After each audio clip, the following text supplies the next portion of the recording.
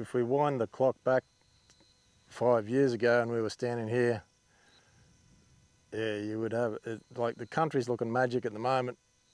5 years ago, you'd be thinking you were standing in a desert. It was pretty ordinary. There was no grass.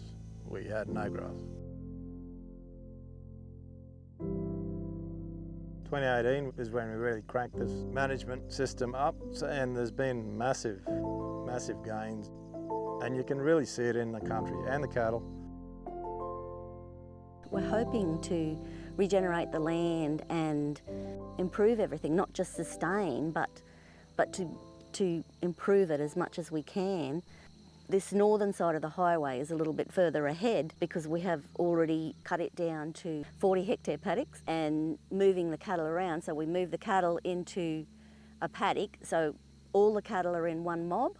So we've got a large mob of cattle, and then we put them into a small paddock for a short duration of time, and the dung and urine and they break the soil up, and then we take them out of that paddock, move them onto another paddock, and then that paddock is rested.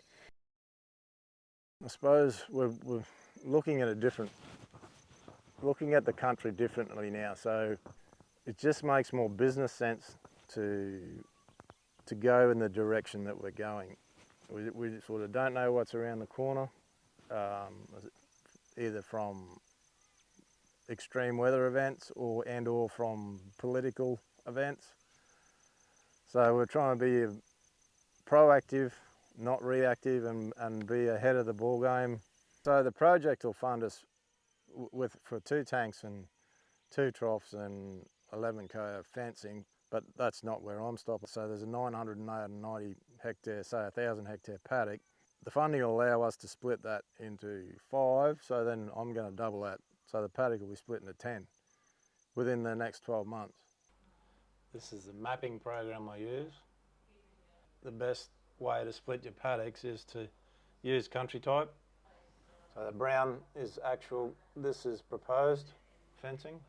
So where I've fenced is creek, that's ridge, so flat, creek, ridge. So we've got country type in each paddock. I then transferred those paddocks to my phone, get on the dozer.